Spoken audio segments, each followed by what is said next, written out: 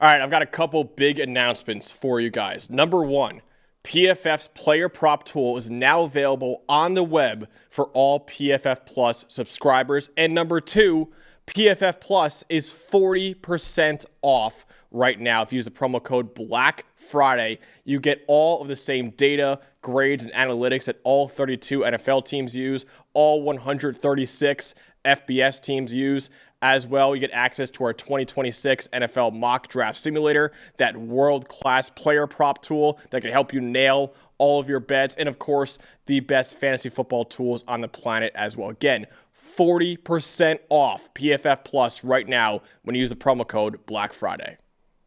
Is Ole Miss at Mississippi State in the Egg Bowl. Friday, Black Friday, 12 p.m. Eastern Time on ABC.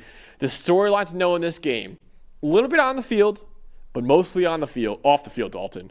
All eyes are on Ole Miss head coach Lane Kiffin right now. This game always produces plenty of on-field drama, but to me, the biggest storyline in this game is what's going on behind the scenes with Ole Miss head coach Lane Kiffin. He's right now being courted by LSU, by Florida for their coaching vacancies. The Rebels are trying to have him sign an extension so he stays in Oxford, Mississippi. And Ole Miss athletic director Keith Carter announced recently that Lane Kiffin's decision is expected to come on the Saturday following the Egg Bowl on Friday. If he does decide to leave, he may not coach the Rebels in the college football playoff, so this very well could be his final game at Ole Miss. Also, if he leaves, the playoff committee, even though Dalton and I don't agree with this, they could take that into account and lower Ole Miss in the playoff seeding as well, like they did with Florida State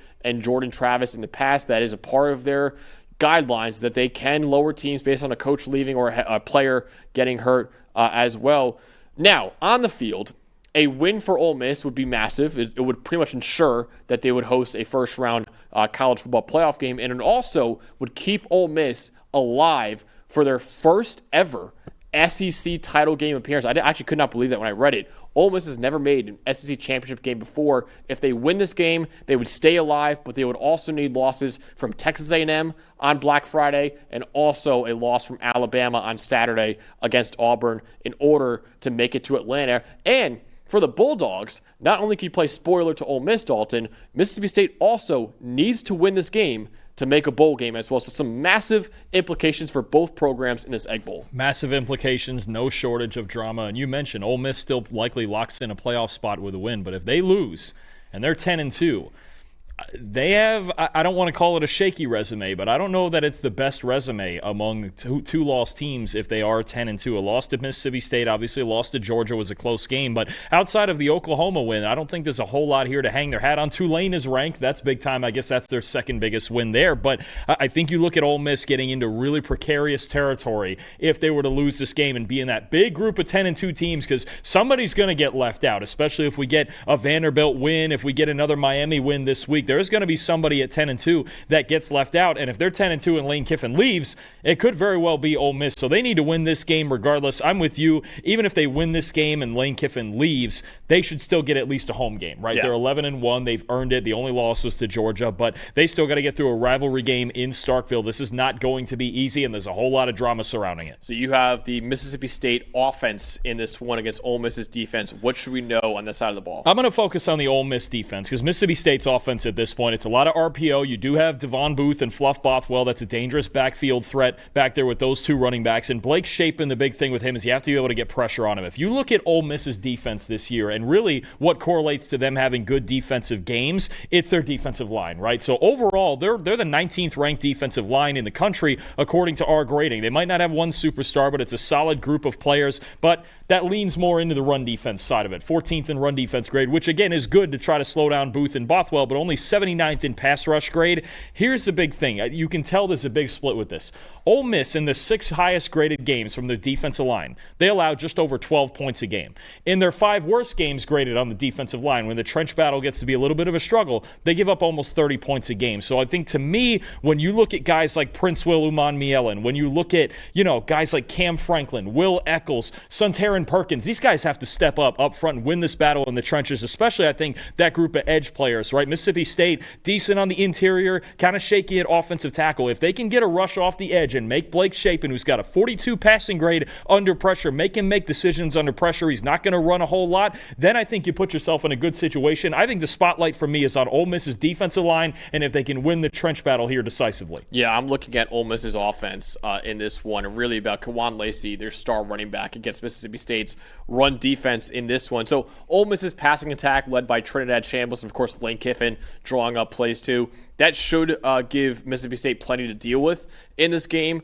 But if I'm Mississippi State, I am focusing on slowing down the star running back for Ole Miss, Kawan Lacey, first. Right now, Kawan Lacey transferred in from Missouri. He's been one of the best running backs in college football this year. He leads the Power 4 with 19 rushing touchdowns this year and 84 forced missed tackles. This guy maybe could be a Doak Walker Award finalist. He has 809 yards after contact. That's 4th among all running backs in the nation.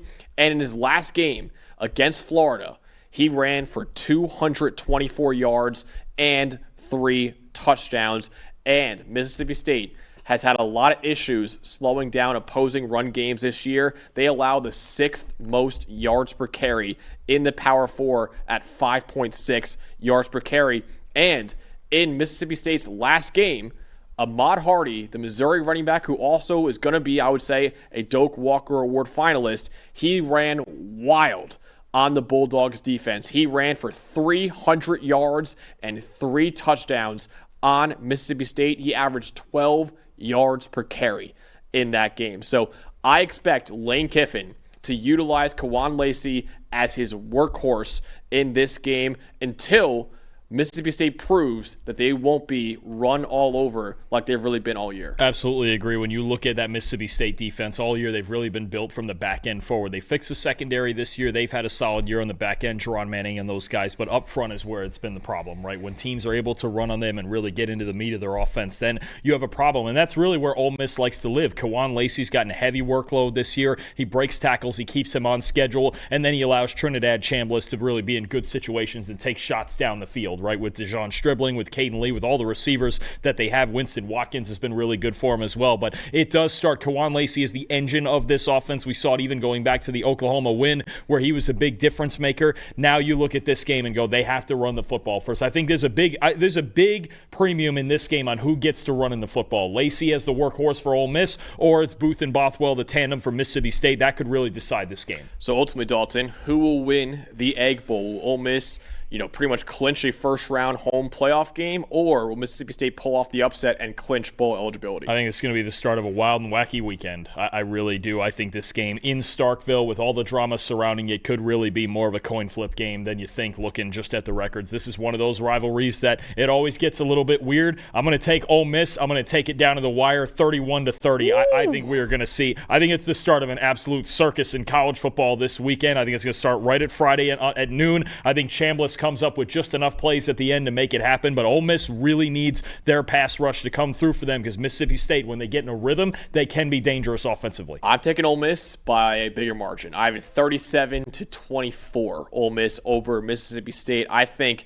Kawan Lacey's going to run wild on the Bulldogs, and I think the Bulldogs also, who have not had a great pass rush this year either, they struggle to get pressure on Trinidad Chambliss. I think Lane Kiffin and this offense will do very, very well against Mississippi State. I think the Rebels will win the Egg Bowl and then immediately start praying that Lane Kiffin decides to stay in Oxford the following day on Saturday. Again, for Ole Miss, just to remind you guys, Ole Miss needs to win this game and also needs both Texas A&M and Alabama to lose in order for Ole Miss to make the SEC championship game. You can see right there, that is the only scenario for the Rebels to make their first ever SEC title game, win Texas A&M loses and Alabama loses. We'll be previewing both of those games, the A&M Texas game and Alabama Auburn, later on in the show.